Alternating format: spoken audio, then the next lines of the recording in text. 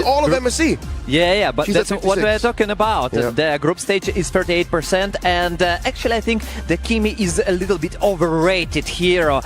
Same as Zetian. I think these two heroes maybe will disappear in some time. But here is a good pick because they banned Baxia, and it's also a decision making. So right now I gotta ask you here, Destroyer, this Amon ban, what do you think about that? I think it's a target ban, definitely, because they already showed Aurora knows how to play. TNZ actually performed well with this hero. But I think it's also an opportunity for the Team Liquid to remove the additional damage dealers, because Aurora right now, they need damage. Then the kind of damage that they need exactly is physical. But luckily, they still don't have a jungler, and they still don't have a sure gold laner. Irithel is still out in the wild. Granger is also still out in the wild. So there's many choices left for Aurora. I think Liquid are just kind of cordoning off the heroes that they're afraid of. There's the Hayabusa. Yeah, honestly, Hayabusa getting banned, good ban. We haven't seen a lot, but we know it's still very strong. Other assassins, we're still looking at something like the Joy, which is still getting picked up here and there. My real question right now is coming in from TLPH. I wonder what OHEB will pick up, because I look at the very good early to mid, but just to be safe, I kind of feel like you want to make sure some kind of late game scaling is still there. I think first priority for Team Liquid to ban enemy assassins is super good, and there are not much heroes left actually. If we speak about more utility, I don't think that they're gonna pick Fredrin. I still think that they need the damage. So Aurora is saving TNZ's pick, an assassin here. What could that be? Liquid picks up the CC. Very solid performance so far. They're used to banning it, so they understand the power of this pick. Now, what does OHEB play? You have Granger, Irithel, Harith. He does well with the Harith. Oddly enough, he's one of the few people in all of the post 1.9.90 hotfix meta to do well with the Harith. Actually, Harith got a pretty high win rate, but not that much picks, but I think that would be much better if they took the Granger. Yeah, no, Harith sucks right now because of the Phoveus. And you're overloaded with your Purify because of the Granger. Kalia. So yep, they'd rather do this. Infinite scaling. Now what does TNZ play? Honestly, at this point, I might even consider that utility. Even though, yes, I agree they do need damage, but when you have a Kimi, you kind of want someone to just stay in the front line, and Kalia is not really a frontline hero. Yes, but you got Phoveus. You got Phoveus, you got an amazing front lane, a lot of dashes from the left side, and you understand that you can sustain in the fight. Also, you need to burst damage right now, right here. You want to take the Lancelot, for example, at the first target and just remove him. And then fight 5 versus 4. Mind you, TNZ has already played the likes of a Gushan jungle, a Guinevere jungle. Why do we Guinevere right here? I it's think a I good like it. chain control. It's got to be utility Gwynny though. Yes. It's not damage Gwyn. Liquid kind of locked out that Fredrin because of the CC. Instead it's a Joy, so still damage, still assassin. I mean, like, they need a way to deal with the Jushin as well as the Granger, so really understand the picks here. Destroyer, what are your thoughts on these both picks? If I don't look at the nicknames and just decide about the picks, I still would stay with the Team Liquid because of the combination with CC and Gatot. The curtain call makes it. If that Joy was only a Fredrin, I think it would have been a better double marksman lineup, but no, they couldn't Fredrin anymore because of the aforementioned CC, so I'm all in Liquid too. All right, thank you very much, gentlemen. Thank you very much to our analyst, Destroyer, as well as Leo. This is going to be the first game of the day, and with that, I'm going to be throwing it over to our casters.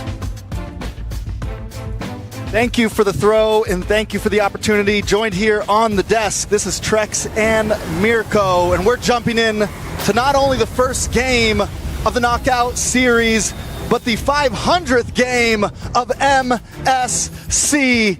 This is Aurora going up against Team Liquid. How you feeling, Mirko? Hey, feeling great here, Trex. Again, getting to cast with you. It's been a while since we've casted together. It's great that we get a chance to, again, cast the 500th game at MSC all the way from the start in 2017. Early aggression. It's going to be a shot down, first blood to Rosa.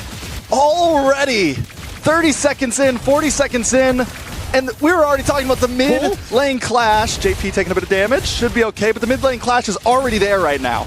really comes down to the mid-prio, dude. Like, when you have Kimmy, when you pick up Kimmy, it's already kind of guaranteed mid-prio. You add in the Kalea, that KK combo is a bit too much to handle, especially considering Liquid don't really have the best of clears and trades early on with the Juicin and Gatot. They kind of have to just play for the turtles, neutral objectives, play with that utility later on to set up for the carries in XP, and Carl in the jungle.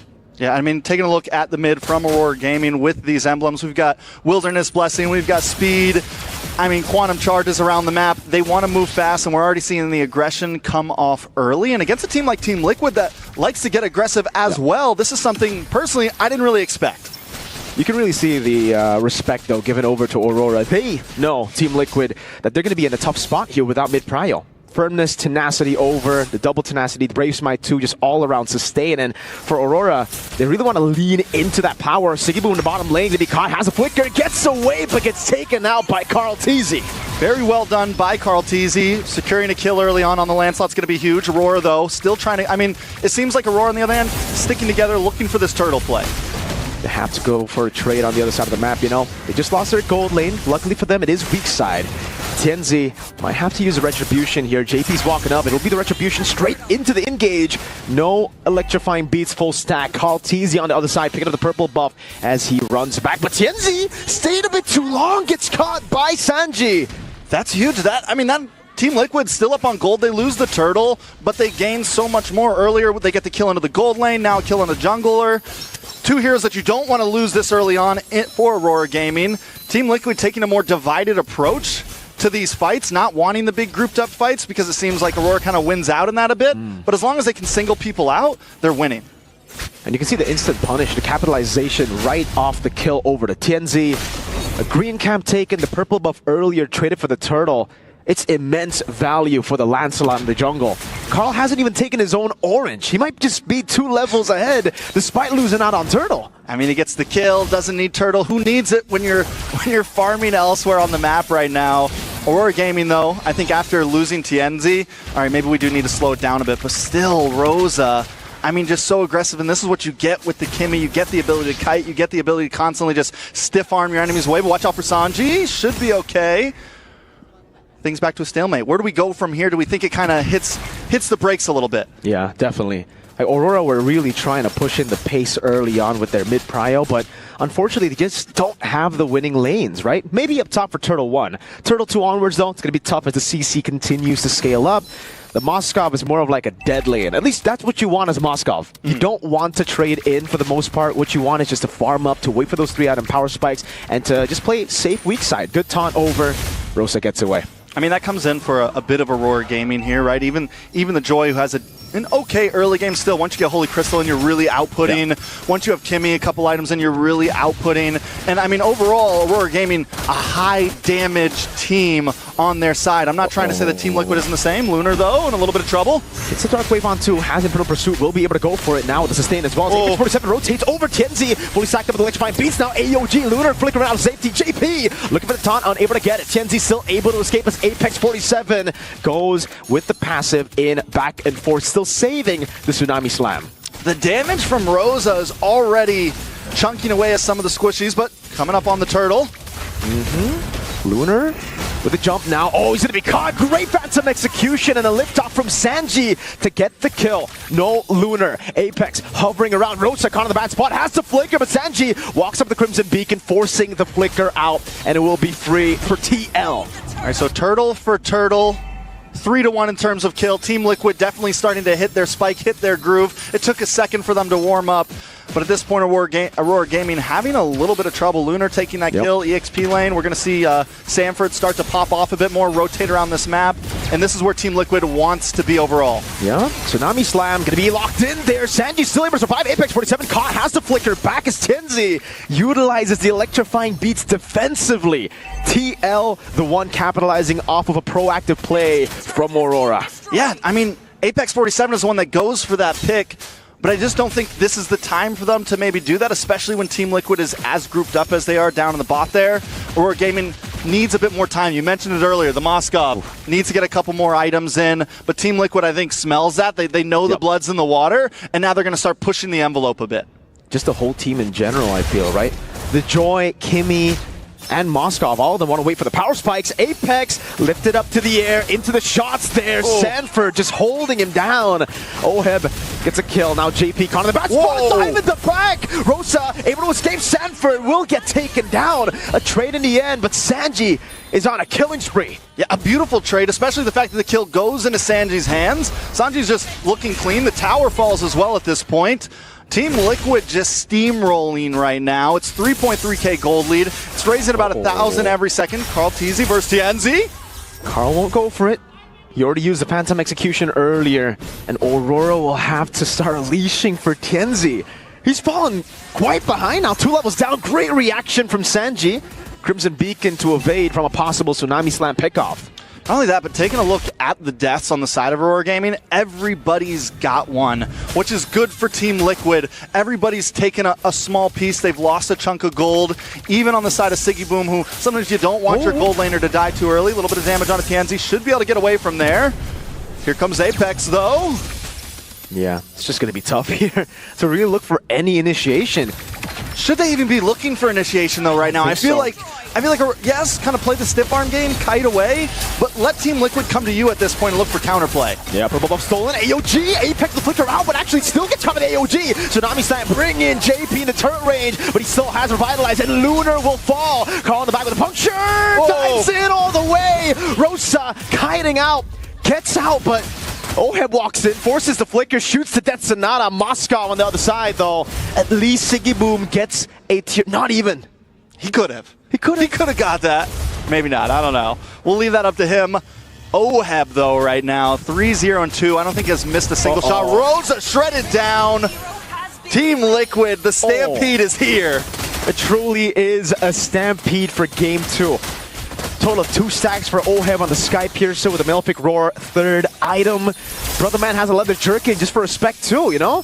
It's kind of like, yo, I'm ahead, but I know what y'all can do in the late game. Yeah, I mean, definitely a little bit of respect, but I mean, as long as they keep up this pace, we're only at 8 minutes right now. We're down to inhibitors. First Lord hasn't even popped up at this point. Team Liquid is relentless. We're talking this could easily be a 10, 11k gold lead by minute 10 here. Taking a look at the items. Let's look at this gold lane. Oheb versus Siggy Boom. The deficit is incredible. We're looking at about 2,000 gold lead into the hands of Oheb. The stacks are coming in. He hasn't missed any shots at all. The Filipino sniper is on fire. You know when the goal difference is this massive, it's just really tough. Curtain call with the AOG combo, just trying to go for a cheeky pickoff. Holy shield in the mid lane taken down already. So they are properly set up for a Lord take into a siege. And it does feel like, I gotta agree with you, you know, the question that you asked earlier. Do Aurora even need to be fighting right now? I think the answer is no. They've put themselves in an even tougher position. Yeah, and I feel like Apex 47 kind of the cause of that a few times, like coming in, looking for those pickoffs. I'm sure, I mean, either way. a few times too. Yeah, Tianzi as well. I mean, the team just, there's a point where, in the very beginning, you got that early kill onto Sanji, right? Good applaud, that's well done. You had a great start. But from there on, once Team Liquid starts to group up, you got to start to back off a bit. Because Oheb hits the power spike far before Siggy Boom. He's going to be able to land some of that damage. Sanji as well. JP gets one big pick off. Carl Teasy started getting kills onto Siggy Boom within the first few minutes. Aurora Gaming, I think if they took this a bit slower in the beginning, it'd be a much different game. And now they're at a point where we're hanging on a thread.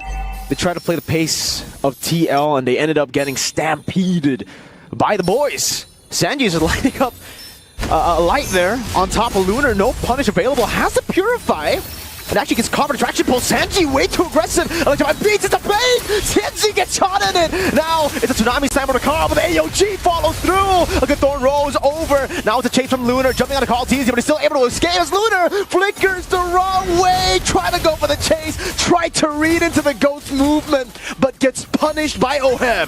10k gold lead by 10 minutes. Lord coming down. Only no holy shields left standing. Phantom execution forward. Sanford just playing with the yo-yos, forcing out the blade. Gets shot down by the Filipino sniper. Oheb picks up a kill from downtown. Now the mid lane, they're going to go for it again. Tianzi stacking it up. Sanford able to dodge away from the traction pulse. And when doing so, Rosa gunned down again by Oheb. With the sidestep shot. Oheb on fire, Sanji on fire, Carl Teasy dancing in the base right now.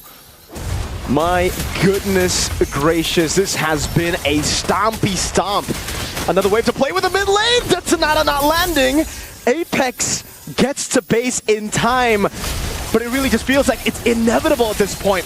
Another base turret falls and Aurora are just being suffocated in their own base. Carl Teasy just picked up the Malefic Roar just to rub some more salt into the wound right now. Picks it up before the side of Aurora can even really get any defensive items in. Taking a look at some of those items, I mean, look, barely any physical defense. All we have is the Dreadnought armors, not even full antique cuirass on the side of Aurora Gaming. It is a problem for Aurora. It's a big problem because now we see the Dreadnought armor, now we see the anti-cuirass built up by Lunar, but it's too late. There's already endless battles on the other side, Malefic Roars, Hunter Strikes. Oheb's practically dealing true damage at this point. He's been dealing true damage the whole time. The guy's a monster. I mean, and this is one of the things you have to worry about with the Granger. Even though a lot of people, I think, felt like it fell off in the meta a bit, I still think it's very good, and in the right hands, it scales exponentially. Rosa? Oh, able to escape now, but Sanford pops in the curtain call. That's going to be traction plus with AOG! Locks Rosa down. Oheb is legendary. Throwing Rosa in the back. That's going to be a two-man stun with the Spirit of Misery, but Apex 47 flickers out of safety still. Going to get taken down by the GOAT. Carl Teasy with a double. Tienzi falling to Oheb. 4 members down. Only Lunar left to defend. Game 1 seems like it's over. A dive into the base. A double again for Oheb. And it's GG for Game 1.